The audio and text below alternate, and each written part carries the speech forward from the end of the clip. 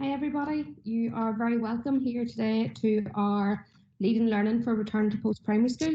I'm Louise Kerr, I'm doing a quick welcome on behalf of the BlendEd team, and I'm going to hand you now across to Alistair, who's leading our session today. Hope everybody enjoys, and please hop into chat and give us back as much feedback, as many questions as you can. If you're tweeting, please use the hashtag BlendEDNI, and we'll get back to you on Twitter as well. Okay, Alistair? Thanks very much, Louise. Good afternoon, everybody. And I'll just get my screen sharing going here.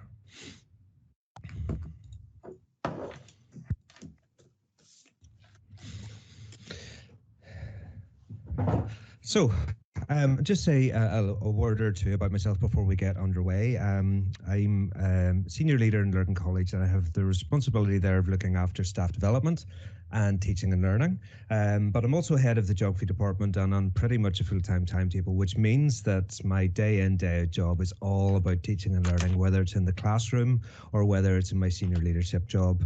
And I absolutely love this opportunity to really just grapple with what it means to be engaging in effective pedagogy. These last few months have been very interesting. We've certainly had a very, very steep learning curve, haven't we? And as we consider going back over the next weeks and months, we're in for probably quite a different time as well. So my session this morning is really just to try and give you a little bit of an insight into some of my thinking as to where I've been going with this. I'm just back from a few days in Donegal. I've decided that I need to get away and get my head showered. Lovely, lovely weather, unlike this photograph, but it reminded me of the joke that said about somebody, a tourist looking for directions in Donegal, and he goes up to a local man and says, "How do I get to such and such a place?" And the local man turns to him and says, "You want to go there? Aye, well, I wouldn't start from here." And I suppose that has come to mind quite a few times for me as I've been thinking about the planning that we're engaging in and the process of looking ahead to what the next weeks and months look like. None of us would have chosen this. This is definitely not the place that we want to start, but we are where we are and it is what it is. And we're just basically trying to navigate our way from this unusual starting point to try and make sure that we don't end up getting lost. So what you're going to get this afternoon from me are just literally some thoughts from where I am. I'm going to share with you what I'm going to be doing in the training sessions with our own staff into next week. And that hopefully will help us to navigate through from where we are now moving forward. This is not by any stretch of the imagination the definitive answer. It's just literally the process that I've gone through and where I've ended up. And I'm very much indebted to conversations on Twitter and reading blogs written by other people. I've magpied from left, right and centre to pull this together. Conversations with other teachers, some guys from the EA who have been incredibly helpful in helping me to pull this together. So I present this as is. The whole buyer beware warning sits here with this. This is my thinking at the moment, and I'm hoping that what it might do then is to give you a little bit of a framework to support your thinking. It may well be that there are aspects of what I say that you think might not be relevant to your context. That's absolutely fine. There may be other things, and I'm hoping there will be, where you're looking going, yeah, I can take that. Tweak it, adapt it, do whatever you want. These are just some of my thoughts as we get started. Now, I thought that it might be useful to have at least a working definition of what it is that we're focusing on, particularly in a post-primary context when it comes to learning. If this title is all about leading learning upon return, what is it that we're focusing on when it comes to the learning? Now, this is by no means a definitive definition of the term learning, and what I'm saying and I'm going to put forward here is just a working definition that'll help to keep us on track and focused with this. So I'm going to suggest that learning involves a change in the long-term memory. Learning involves a change in the long-term memory. And this is something, a definition that we've been working with our staff over the last couple of years. And we've been looking at the difference between performance in the moment and learning over time. And we've been reflecting in the classroom that it may be relatively easy to get a performance out of a student when you've just taught them something and they have a go at applying it. But if you come back to that in a few weeks' time and they have lost all of their learning and all of their ability to do that, has learning really taken place? In other words, how can we secure learning in the long term? That's something that we've been reflecting on in our school. Now, you go into a lockdown situation with distance learning, and not only is it hard to secure learning in the long term, it's actually even hard to secure performance in the moment from some of the students. And we'll look at some of the lack of engagement from the students and what we might do with that as we move forward. But that notion of learning being this change in the long-term memory, we're securing something beyond mere performance in the moment. And as I've been reflecting as we're returning back, I think that long-term memory change is mediated by at least three things. And the first of these, I'll suggest, is the effective practice by the teacher. Maybe stating the obvious, but in the most fundamental sense, the better we are as practitioners, the better we're able to convey to the students what it is we want to say in such a way as that it sticks in the long term, the more chance of securing that long-term change. The second one is engagement by the learner. Now, we all know that, don't we? We sit in the classroom and we know the students that are listening and engaged and those that aren't. Throw this into a distance learning environment and those natural tendencies of the pupils only get magnified. A terrible issue and problem that many of us faced over and over and over again of these students that we just couldn't get to engage. And the third thing that I'm going to suggest is this, the emotional state of the learner. As we think about the emotional states of pupils in return, it'll be obvious why we're putting that in. But some of the basic psychology of how the human brain works suggests that if we're in a heightened emotional state, our working memory is very much occupied by dealing with those emotions, and we don't have the capacity really to grapple with the content that we're presented with. And therefore, students are anxious or on edge, even if there's effective practice by the teacher. And even if they are trying their best to listen and to engage, there can still be that emotional problem and issue that are facing them that makes it hard for them to engage. So as I thought about that, I thought that might be a useful matrix for us to consider as our own staff as we come back into schools and bring our students back in again. And you can see those three elements down the side there. And I've put together a matrix for us to consider that is looking at three different timescales. And I'm basically just going to take you through this in the presentation today. So looking back at the experiences we've had, looking next at the immediate needs within the first days, weeks, and perhaps months that we go back, but then looking forward. Now, I just want to say one thing before we jump into these, just in case you're watching the clock and you think, right, he's one of these people that tells us what he's going to say beforehand, right? The first two are going to take much longer than the last one. If you're looking at the clock and thinking, my goodness, is he ever going to finish? The looking forward will be quick. So just to give you a bit of a warning on that one. But we'll go through these one by one and have a look and see what I'm thinking has been going on. So let's start by looking back over the last few crazy months of these lockdown and the social and emotional impacts that the students will have faced. It doesn't take somebody with a psychology degree to understand that there has been varying degrees and impacts. There's social and emotional well-being of everybody in during lockdown. Even thinking of ourselves and our own friends, our own families, we'll be aware of that. But there were headlines like this appearing all across the news when people were bringing out reports here from the child psychologists are highlighting the mental health crisis of lockdown. Now, I should also say that I'll be making this presentation available to you at the end, and anything that I've put in here I've tried to source so you can go and read them a little bit further. And those, no doubt there were going to be some negative emotional and social impacts from some of the teenagers who are coming back into school from their experiences during lockdown.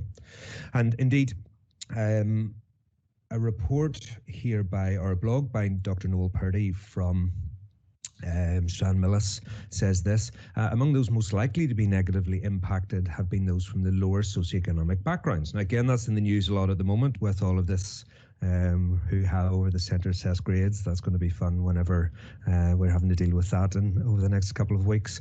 Those with special educational needs in rural areas. And what Noel said was this: most of our attention is now justifiably turned towards planning for what has been referred to as a flexible recovery programme. Our curriculum to prioritise the emotional well-being needs, to redress the imbalance of educational access, and to bridge the learning gap, which will inevitably have widened during lockdown. There's no doubt that that emotional impact will be there. And yet, the headlines like those that we've just looked at are headlines that give us a very good sense of, or they're very good headlines because they get people to come in and click a lot and get people to come and look at the articles. And they are true. They're definitely part of the story, but I'm going to suggest that they're only part of the story. What I'm going to do now is to share something that's entirely anecdotal, but I want to see if it resonates at all with any of the experiences that you have had during your own lockdown teaching and learning with your own pupils. This was a random conversation I had towards the end of June on Twitter, and I suggested that there's students who, and I've used the word thrived under the circumstances of lockdown, students who feel socially awkward at school, who have a strong self-regulation and metacognition, who've managed their own learning well, supported by synchronous and asynchronous and some synchronous teaching. Now, you just put things out like that on Twitter and sometimes you get a reply. I don't know who this person is, but it was a very interesting anecdotal story. And she says this: I must say my 16-year-old is nailing it. I was so worried about her in the sheer hell of GCSEs, but that went and she's been given a pre-A-level program. The teachers have really gone above and beyond and she's totally engaged and excited. She was a school refuser for years. I was really taken by that tweet. I just replied and said, thanks for sharing it, and I'm pleased to hear things have worked out. But the question I asked at the end, what can we learn from this time to make schooling better for pupils like this? She says, I think having the social pressure cooker off has been the main thing, not having to navigate break times, lunch times, and teachers being easier if stuff is a little late. They're being so kind and accessible in email rather than face-to-face. That's not every kid's experience, of course.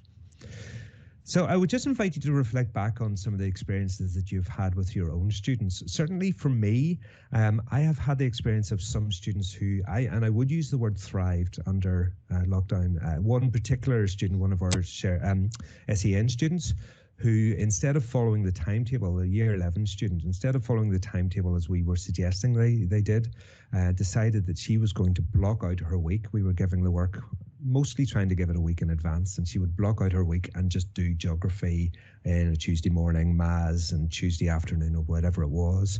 And she was able really to take control of her own learning and have a very positive experience. And it may well be that there's some students that commented to you via DM and in Google Classroom or whatever platform you use that have shown you something of a difference. Maybe they have, although there have been difficulties to what they've been experiencing, of course, but they have actually settled into a rhythm and a routine that they found worked very, very well for them. So Noel says this: it's important to acknowledge that there have been some children who have had an overwhelmingly positive experience. And this is based on the research that he conducted through Strand. It's not just anecdotal evidence here. We argue here that there's an onus on schools to meet their needs during restart and, where possible and appropriate, to seek to learn from and use their positive experiences to promote better learning dispositions amongst the wider peer group. All of that to say, if we are looking back in terms of social and emotional impacts of these last number of months on our students, the impacts will be varied. There's some students that will have had a largely negative time. There's some students that may well have had a largely very positive time. And there will no doubt be students that will be somewhere in between who are pretty resilient anyway, have just enjoyed what to them felt like an extended summer holiday, and they're just going to come back in again and just pick up where they left off. Now, you can then reflect in your own context, your own classes, your own school context. Where do you think the balance is going to lie? Think back of the own experiences that you've had with your own students and those conversations that have gone on, the emails that you will have exchanged. What is the range of emotional experiences that you have noticed from your own students? And I think just being aware of the fact that beyond the headlines, there will be a range of emotional experiences is an important thing for us to bear in mind. The second thing we do when we're looking back is look at the effective pedagogies. I don't really intend to say anything about that in this session to keep things progressing in a timely fashion, because I really addressed that yesterday morning in the session on Start with the Why. So we are recording these sessions and that will be available in due course, so you can go back and check that out. All I will say at the moment is that, again, I think there's a variability in that, and I'm stating completely the obvious here. Some Some of us were perhaps a little bit more prepared to deal with distance learning, perhaps a little bit more further down that journey and using technology for educational purposes. Some of us maybe a little bit less so, and the learning curve was slightly steeper. There has been variability there as well. And the final thing to say when we're looking back is the old issue of the engagement by learners. I must say that was the most difficult issue that I found to deal with. It felt at times much more like I was a learning manager rather than a teacher. I would prepare the resources, I would give them out, and then would come the job that seemed to follow that every single time of chasing up those that didn't engage, finding out what the issues were, trying to find out if there were any emotional issues or anything going on that we needed to be aware of at home, any pastoral issues. And again, with headlines like this, 1/3 of the pupils not engaging with work. Now, whether or not that headline says everything that needs to be said about it is another question, but certainly there's a perception out there of that difference in levels of engagement, and I'm quite sure that reflects our own personal experience as well. But again, here is something from Noel Purdy's blog. Based on the additional experience of online teaching of 14 to 18-year-olds in one grammar school during lockdown, it's become clear that some pupils, especially those in Key Stage 4 or 5, have developed sufficient self-regulation skills not only to comply with the work set, but to become fully engaged in their learning. More than that, it has given some pupils a high degree of agency in their own learning, as it has shown significant self-awareness to adapt their learning schedules and strategies based on self-reflection to align with how they learn best. These include pupils who have designed their own learning timetable for the week, using the learning support from the school as a foundation, but adapting it based on a high degree of self-awareness to best facilitate their own learning. So I would suggest that as we look back, we have variability. And we have variability in the emotional impacts on pupils, we have variability in the effectiveness of the pedagogies, and we have variability in the engagement with the learners. Now, in the worst possible combination, they would tend to amplify each other. And we'll end up with students that are experiencing negative aspects of all three of them. In some other cases, maybe one will cancel the other out a little bit, mitigate it to a degree, but there will be variability. And again, if you're thinking of your own students, if you're thinking of your own classes, you think of some of those individuals that you've been working with, where would you say that they would fit on these lines? Can you identify the students that are going to be most vulnerable? Can you identify the students that are maybe those that have thrived most? What about those students in the middle? Where are the students sitting?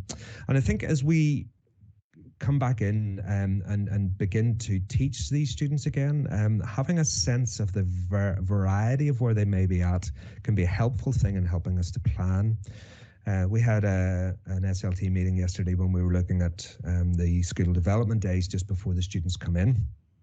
Normally they would involve for us looking in part at the exam results and analysing those. But I think we felt this year that it was more appropriate for us to have a reflection back on where our students have been and their own personal journeys, trying to pull together as much information as possible so that we will know as best as we can as they come in where they're going to be at. So that's the first stage of looking back with our matrix. The next one, oh yes, sorry, I'll just read this out as well from Noel. With the prospect of widely divergent attainment levels following more than 3 months of widely divergent home learning experiences, teachers will need to draw on all their professional expertise to meet the challenges ahead. Okay, so we move on then to the next part of the matrix, which is what are the next few days, weeks and months actually going to look like as we come back into school. And again, I'm running through those 3 things that tend to mediate the learning experience, this retention of knowledge, skills and understanding in the long term. And for this, I'm magpieing very shamelessly from a blog written by Tom Sherrington. I find this incredibly helpful when he's talking about meeting the social and emotional needs of pupils as they come back in. He's looking at what he calls comfort versus strategy, and don't project anxieties, make things possible. So I'm quoting quite extensively from him as we go through this. As a parent, he says, I observed early on how often our kids would take their emotional cues from us. I also learned a great deal from my wife about minimizing drama, whether it was an alarming nappy change moment in those first weeks of uncertainty, or one of the kids that grazed a knee in the playground. Whatever her true feelings were, her instinct was to model calm reassurance. I'd be thinking, oh goodness, what a mess, what now is this normal, geez. My wife would be saying, good girl, that's it, that's brilliant, well done, all done now, that's lovely. Or you're fine, it's fine, don't worry, have a bit of a cry, that's good, poor you, you'll be fine. And the combination of messages, says Tom, that I have seen work well on so many occasions tends to be this: let your feelings out, that's great, but what you're experiencing is normal, so don't worry about the feelings you're having. Keep it in perspective. Things are not as bad as they appear at first. Trust that it'll pass. We can sort things out. It's not a big deal. You'll be fine. Now, Tom says this: I'm a solid believer that student well-being is paramount if they're going to enjoy school and learn well. Remember what I said about psychological research that tells us that if we're in an emotionally heightened state, our working memory tends to be overwhelmed. But Tom asks a very important question: what is, or how is the best way to secure student well-being? Now, he identifies two types of support: comfort support and strategy support. Comfort support, he defines like this: this contains messages that sound caring and give reassurance, but also seek to take the pressure off, suggesting some easier paths or less pressured situations. We come in and we just solve all the problems for them and we make it go away. Only it doesn't go away. The problems are still there. So the other type of support that Tom suggests is what he calls the strategy support. This sounds caring, it is caring, but it is focused on addressing the existing challenges in a solutions-focused way. So Tom says if students are going to be reassured, then the best approach is likely to be strategy orientated. This kind of approach, this mindset, also offers comfort and support well-being because it shows students a way forward. So the comfort doesn't come just simply by showing empathy and sympathy, but the comfort comes by showing empathy and sympathy and strategy, saying to them we can move forward. Now, again, I would encourage you to reflect about your own school situation, your own classroom situation. You will know, and again, there's variation here. There are some students who are really going to need a lot of that comfort support, maybe initially. But I suppose what Tom's blog is suggesting to us is that wherever we start with the support for these students that are maybe more emotionally vulnerable coming back, that we've got to move towards the strategy at some stage, and that we can't just simply reflect their emotional traumas, but we can move forward. In fact, he goes on to talk about the fact that perhaps the best gift that we can give our students is to make schools feel as normal as possible, as quickly as possible. They will not be normal. We were working through in our SLT meeting yesterday a lot of the details in light of the new guidance that have come out of what school's going to look like. And I just saw before we started here, BRA has announced that it's going to be making school masks mandatory for all of its students. I saw that on Twitter. Things will be different. So it's being aware of the fact that how we strike that balance between giving the empathy that the students need, but giving also the strategy that arguably, as according to what Tom says, the students need as well to give them the agency to move forward. He says this: it doesn't ignore or soften the challenge, it doesn't reinforce self-doubt or create obstacles out of fears and anxieties. Being strategy focused channels the need for a response into something productive, getting out of the pit, not sinking further into it. In my session yesterday, I discussed one of the ways in which I think many of us coped with the emotional impacts of lockdown, and we took on little projects. And for me, it was learning how to cook better. I'm sure many of you had similar little projects as well. And in light of that, just look at that last bit of the quotation.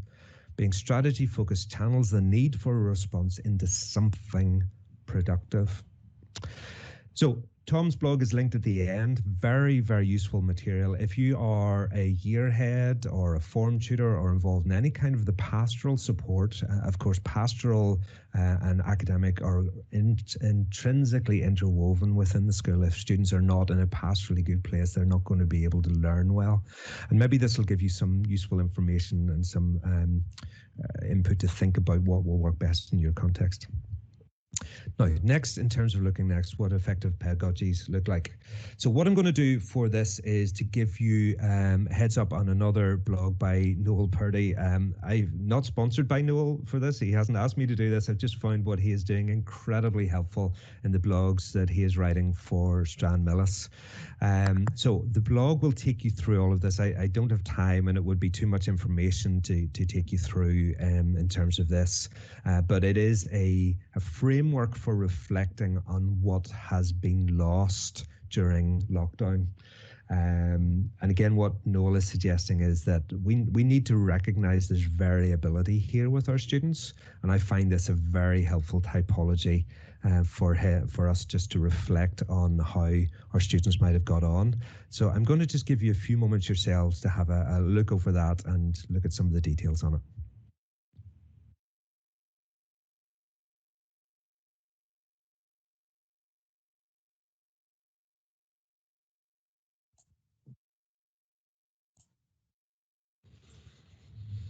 So I thought it might be helpful to tell you what my own plans are as we go back in, as I bring my geographers back into the classroom. I tell you what I'm definitely not doing, right? When they first come in, this is definitely not the thing they're going to be hearing.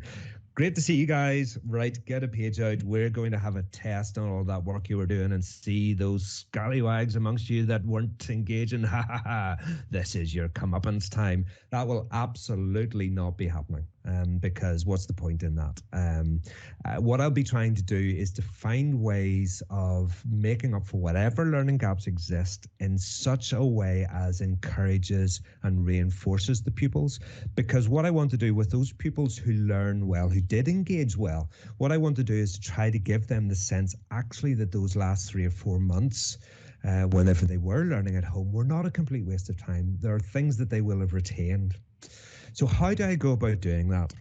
Well, one of the things that we've been doing quite a lot in our school over the past year or two has been using retrieval practice strategies. Many of you will have heard of those. The idea of the theory behind those research-informed strategy is that one of the most effective ways that we can get things from into our long-term memory is to force ourselves to try and retrieve those memories. The brain is designed to forget details. We remember the gist, the generalities. And one of the ways that we tell our brains to hold on to those details is to go back and retrieve them over and over and over again. And we strengthen the pathways. Now, in a classroom context, that is something that is relatively easy to build in. Doesn't need to be hugely time consuming. It could be done through questioning. Now, that questioning can be done in a whole variety of ways. Again, bearing in mind the social and emotional needs that students come back in, it could be done as a quiz. It could be done as a little bit of fun. It could be done as an opportunity just to be, right, we're back together. Let's have a wee bit of a quiz. You can give them clues. But basically what you're trying to do is to show them and guide them and help them through doing retrieval practice to realize that something has stuck. And for those that didn't engage so well, they're sitting in the classroom listening to this. You're going over the content and they're beginning to benefit from that. Now, what I would also do and what I'm planning to do is rather than just have a series of questions, I'm going to connect those through to what I would refer to, or what many people refer to as a knowledge schema for the topic. To organize all of the individual elements together of the thinking into a structured, coherent whole, to organize the long-term memory and all of those connections.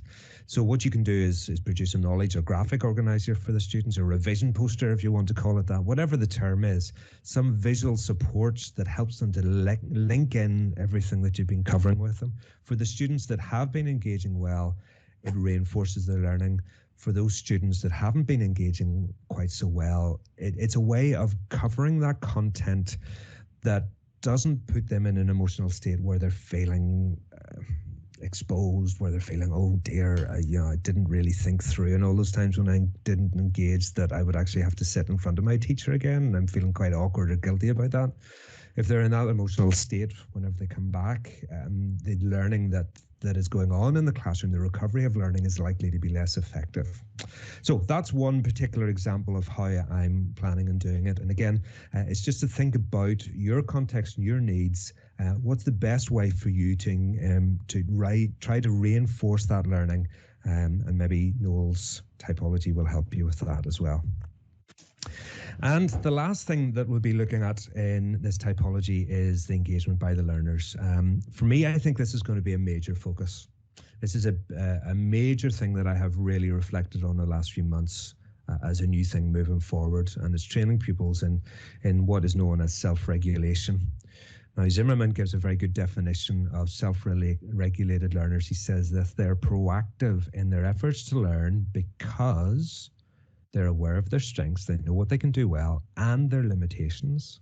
So they're reflective, they're evaluative, and they're guided by personally set goals and task-related strategies.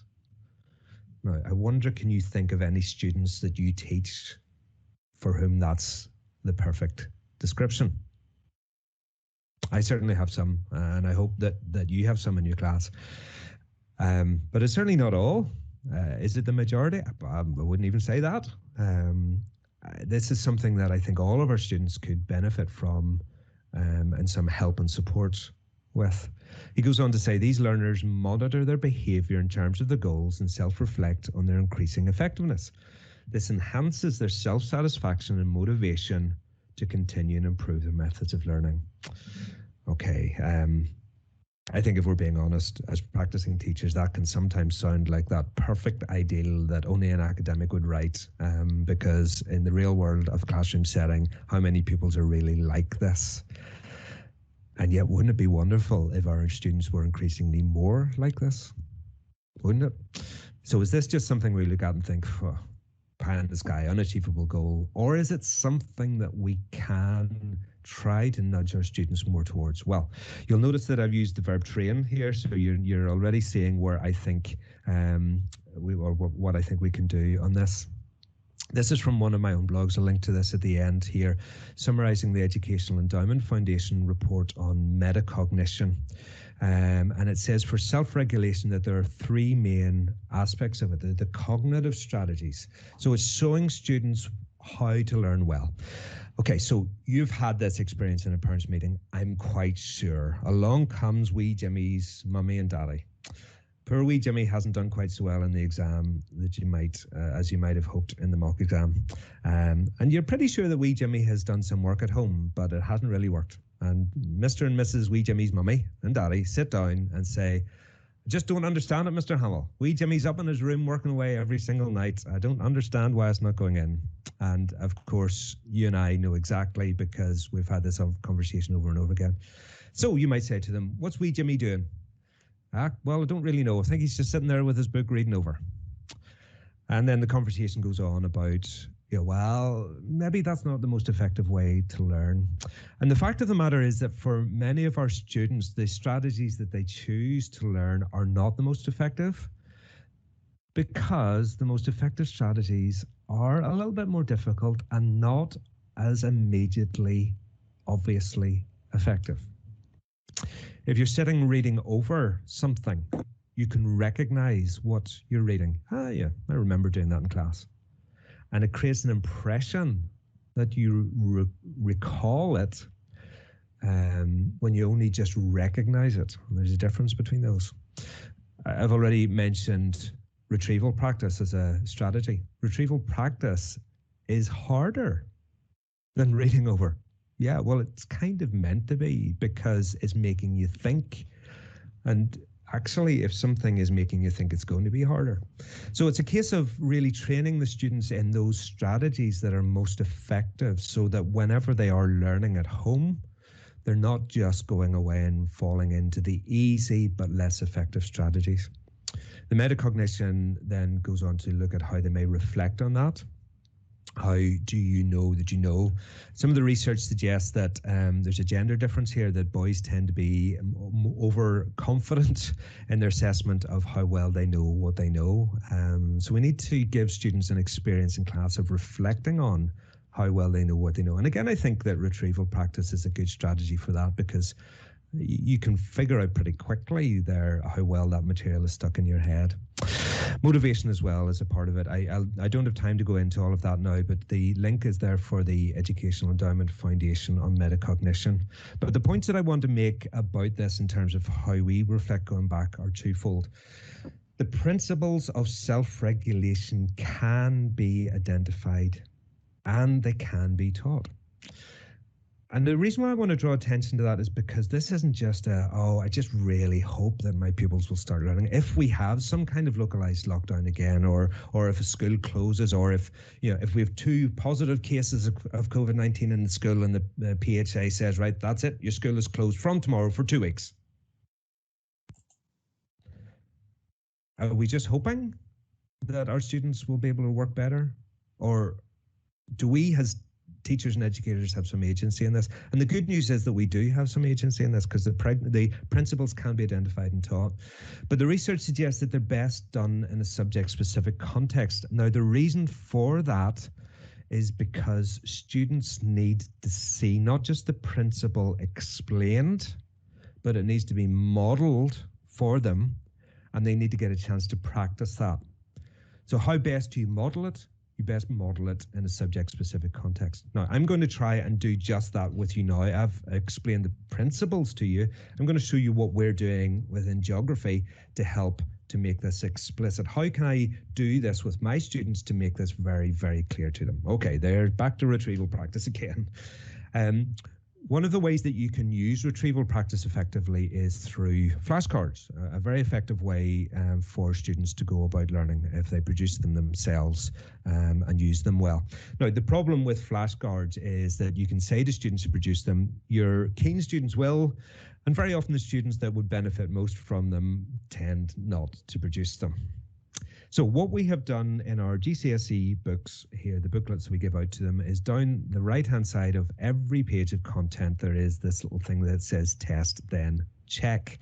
It's just a slightly more pupil-orientated way of saying retrieval practice, although I do use that term very regularly with the students in class and explain to them why it works. But here's the modelling of it.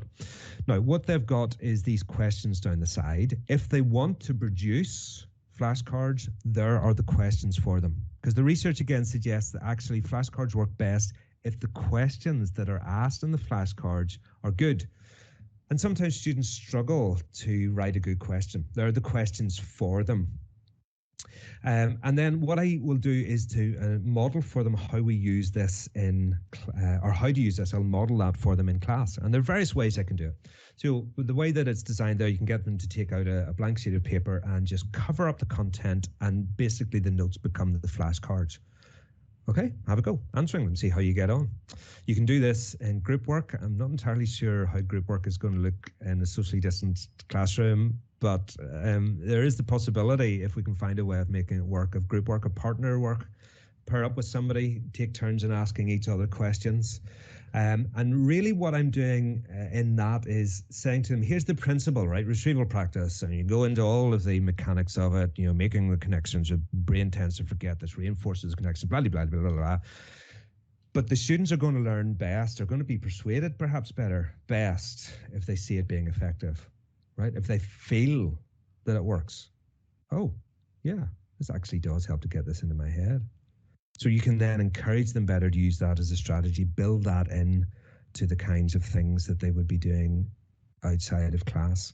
Now, we've built those into our notes. I'm not at all suggesting that what you need to do is go away and over the next couple of weeks do that to all of your books. Not at all. This is about giving you ideas that you can apply in your own context. But there's one particular example of me identifying those aspects of self-regulation that I can explain to my students, the cognitive strategy and the metacognition of reflecting on how well you're doing, and me modeling how to do it in a subject-specific context.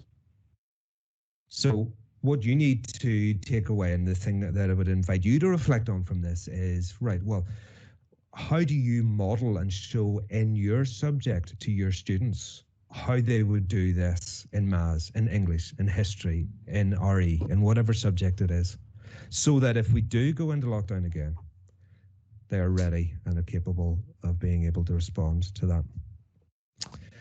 Okay, and that brings us to the final bit. Now, I did say that this last bit would be shorter, so we're nearly there. This is about the looking forward. Now, I suggested that towards the start that as we look back at the circumstances our students have had, that there's going to be a degree of variability. And I'm bringing this notion back in here again because I suppose in a sense, if you've been a teacher for even anything remotely approaching as long as I have been, you know, we've seen initiatives come and go, we've seen strategies come and go, techniques come and go, and still we have those intractable problems of the students that aren't engaged, that aren't interested, all of this. And it just seems like sometimes that this is an impossible task for us, that there's some students that are just never going to be won over. And it's easy sometimes, I think, to focus on that. But I'm at heart an optimist, so I'm going to finish in something a little bit more positive. I'm going to think as we look ahead that there's actually the possibility for us here to gain from this, to redeem this experience, if I can use a language like that, to buy back the cost in terms of the benefits that we can reap from this. So I want you to imagine with me, and I'm going to be deliberately optimistic with this, but you know, why not? Let's dream in these crazy times. Let's just say that in this day and age, whenever increasingly we seem to have emotional challenges from so many of our pupils, if any of you are exam officers, the special considerations that you have to fill in any exam session that goes on, of the emotional impacts that our students are facing. And I don't want in any way to minimize those by any stretch of the imagination, but it just seems that for whatever reason, today's generation of young people are struggling emotionally in ways that previous generations maybe didn't quite to the same extent. This is an endemic problem, it seems, with this generation of young people. So think back to that, those strategies, the comfort versus strategy feedback that Tom Sherrington was referring to. Just think of if we build that into our students, if the pastoral care that we deliver is absolutely founded on that empathy of being that listening ear for the students when they need it. But what if the pastoral care is also looking not just for empathy, but also agency? What if, as teachers, if departments at schools, we build in a culture in our school that says to our students, yes, we will stand with you, we'll give you all the emotional support that you can, but you know what? Because we care about you and how you perform, we're actually going to give you some strategies to move forward. We're actually going to focus on okay, get this out. Yeah, the emotions are fine. They'll just express them. But let's see how we can then build and move forward. What if more and more of our students in our schools were equipped with that kind of mentality? Even when we come beyond this crazy time of COVID-19, if that becomes part of our culture, are there long-term gains in that? What about these effective pedagogies? One of the things that we'll be doing is reflecting on the subtlety and the nuance of how our students are getting on. What if that's built in more and more, and the effective strategies, and particularly the effective use of technology that this conference is really showcasing in many ways, is built in more and more to our classrooms? Again, think of your own experiences over the last few months. I'm hoping, like me, I certainly had this. I'm hoping that you've had this experience of realizing how technology opened doors, things that you've been able to do better through the use of technology. Students that would have been very quiet in class, for example, who would never have really expressed verbally, even when you asked them, how are you getting on, any issues, any problems, very quiet, very shy, who are very keen and very happy, it seems, to type down a message in Google Classroom and send that in. What if we find ways of building that in more to our teaching moving forward? Beyond COVID, are there long-term gains in that? And what about the metacognition and cognition, the self-regulation of our students? What if we helped them and nudged and pushed and encouraged and cajoled them towards increasing responsibility, not just simply by laying on the guilt trip, but actually by modeling the principles of self-regulation, building those in and making that part of the culture? In short, do we have an opportunity here to look way beyond these next few days, weeks and months, and to reflect that there might actually be a chance to raise the level? If you were listening to my presentation yesterday, I started by talking about the rising tide lifting all boats. And I was talking particularly in the context of teachers. Do we have a similar opportunity here? Do we have a chance to shift and nudge the culture? Maybe I am a hopeless romantic and optimist. Maybe that's pie in the sky. But maybe it's not. At least for some. And if we're going to go through this anyway, is it not worth trying to give a go to see if we can redeem this experience and make something of it? So that is my presentation pretty much done. That's the evaluative matrix for you. And those are the resources that I've been referring to on the way through as well. As I say, I will make this presentation available to you so that you can go and explore those any further. Now I'm going to stick my headphones back in because we have, I'll stop the screen sharing here.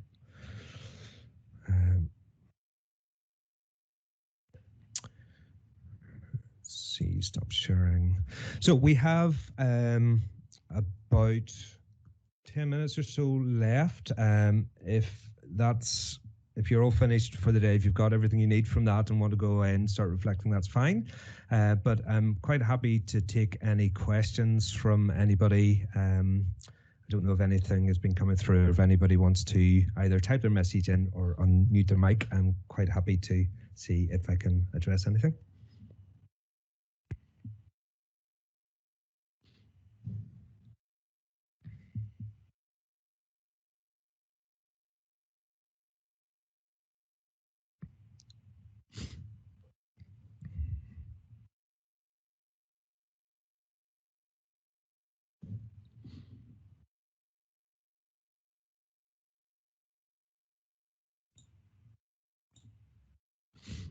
There have been no questions coming through on chat so far, Alistair. So if you want to open your mics, folks, and ask Alistair a question or pop one into chat, please feel free.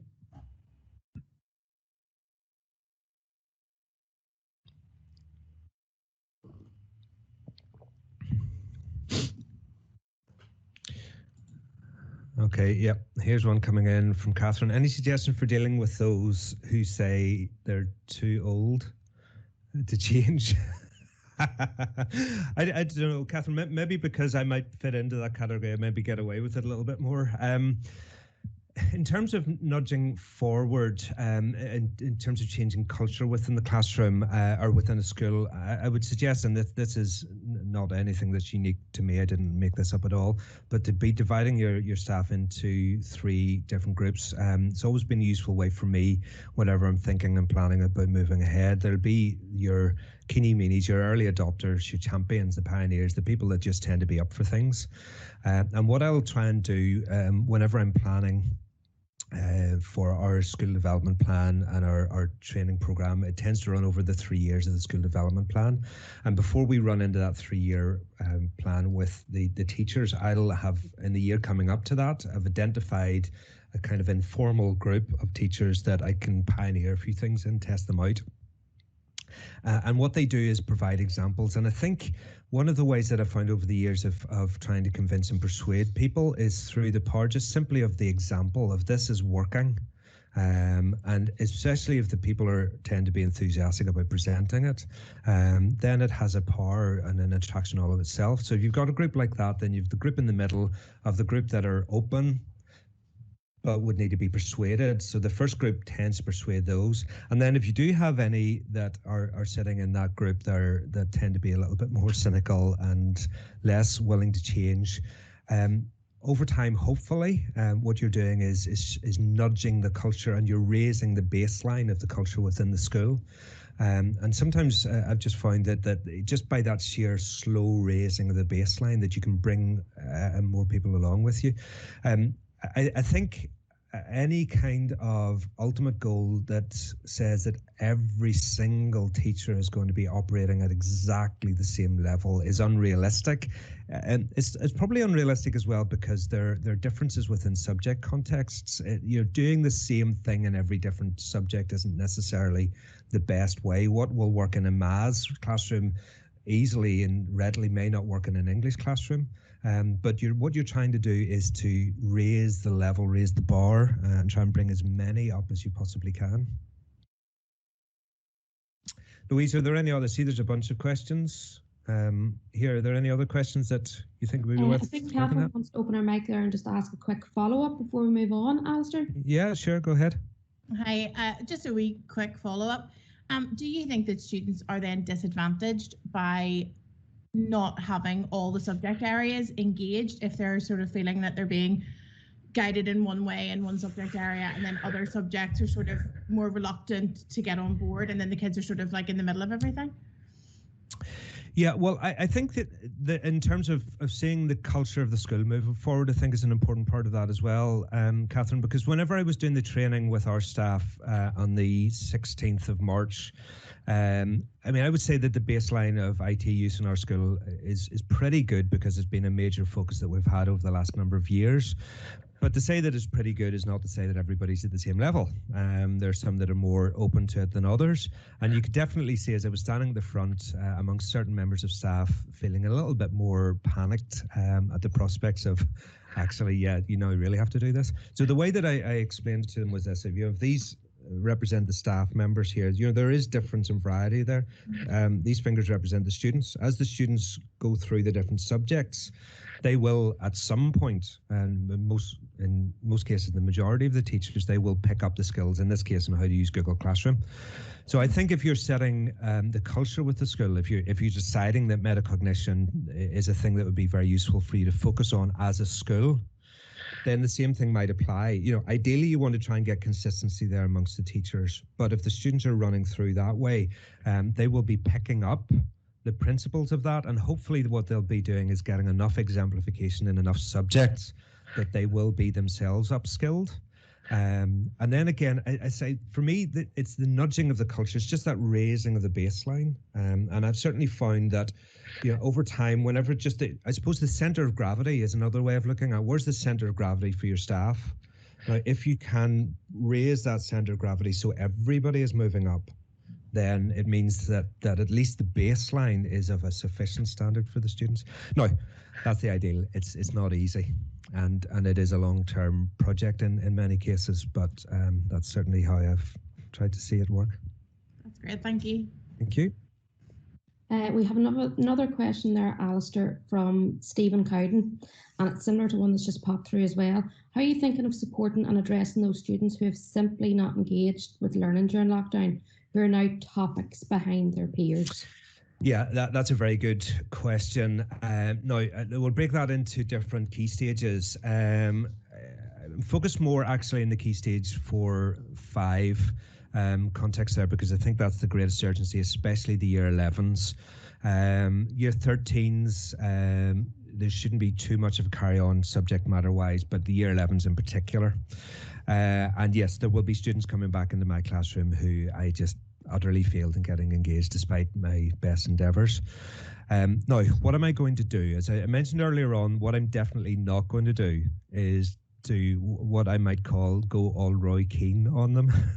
If any of you are into football and watch Roy Keane, he tends to call a spade on terms of how footballers perform. I don't think there's anything to be gained by that. It is to try and give them the support there that they need, but at the same time, to say to them, yes, that catching up that needs to happen. Unfortunately, we will have a set of resources that we will have produced for the class that those students didn't engage with that are there. So it's maybe about negotiating a timescale with them. I suppose the analogy would be, if people get into unsustainable debts and they have to go to a debt agency and they work out a debt repayment program because they can start to bury their head in the sand. It's too big, it's too insurmountable. The old proverb goes, how do you eat an elephant? One bite at a time. So to work out something with them to say, right, you really are actually going to have to do this now. They can hide at home, but if they're coming into class, it's much more difficult for them to do so. Yes, the follow-up question, which is along the same strain, is basically, do you envisage reteaching everything from scratch, even though half the class might have done the work and the other half not? I don't envisage reteaching things. Now, I should say at the offset that my context of the school is we're senior high school in Lurgan, 14 to 18. So I don't have Key Stage 3 classes. So it might be a little bit different in Key Stage 3, but then you will have a little bit more flexibility of time and content for that. But I don't intend to reteach the content, partly because actually I think the approach that I took on the way through right from the get-go, the best way to address recovery of learning is to mitigate loss of learning in the first place. So we were, for the year 11s, produced weekly Google Classroom quizzes for them, which allowed me to get a really good sense of how the students were getting on. It built in the retrieval practice for them whenever they were off in learning at home. It gave them that sense of how they're getting on, but it also gave me that sense. So that means then coming back, I know and I can quickly identify those students that didn't engage at all and or who ended up with really low average scores. And it'll be a case more of differentiated targeted support. So I'll be sitting with them and saying, look, all the resources are there, right? So let's sit down and work out a time scale of you getting this done. It needs to be done. Having said that, for the students that come back again, what I mentioned earlier, I'm not going to say, right, well, that was all done and dusted. Brilliant. You engage with it. That's fine. The learning has happened. No, securing learning in the long term requires things like retrieval practice to reinforce. So I'll be engaging, that will be the first thing, the engaging in the retrieval practice to give the students that confidence, that those that did engage, the confidence that it actually made a difference. Kieran McCrumish has come in there and asked, have your school surveyed the students to find out why they didn't engage? He's interested to learn what reasons people actually give for non-engagement across the system. Yeah. I mean, various formal ones, informal ones, lots of emails, yearheads and contact, telephone calls and things like that. We did some surveys, but I think, Kieran, the most interesting material came from those individual follow-ups. And the answer as to why they didn't engage was very varied. And I think, I mean, I could take a long time to go into some of those details, but probably the gist of it is this, that there's a very, very strong correlation between those students that would be lower achieving anyway and those students that didn't engage. And I think what the lockdown experience has shown is that attainment gap that exists has really been magnified through this, and all of those factors that feed into that, the many factors in unique combinations with every single pupil have really been identified and magnified through all of that. So one of the other things that I want to be looking at with our school when we go back is what does engagement with parents look like? So I'm thinking on doing a training session on metacognition for the parents, but we're going to offer it via Zoom, this kind of thing here. Because again, you'll know for any of you who've done this, that whenever you run something like this for parents in the school, the parents that come in tend to be the parents of the kids that are doing well anyway. And there's a challenge sometimes to get the parents from some of the non-engaged students even to come into events like that. You know, your parents meeting, the parents that you really want to speak to are very often the parents that don't turn up. Now, I don't know, maybe this again is just pie in the sky, but I'm just wondering that if we offer this in this format where they can just sit and watch this at home and using the school website to support and things like that, whether or not that will be one of the ways that we can address that thing that's emerged through the context we've had.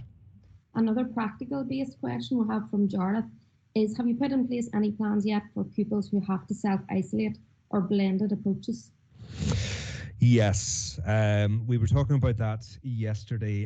One of the things in our SLT meeting, one of the things that we are absolutely going to prioritise when we come back with our staff is, right, what if we get that PHA a warning? And it could come just like that. 2 cases, I believe. Don't quote me on that, but I think from what I understand, if there are 2 confirmed cases in your school, the school will be closed for 2 weeks, and it'll happen like that.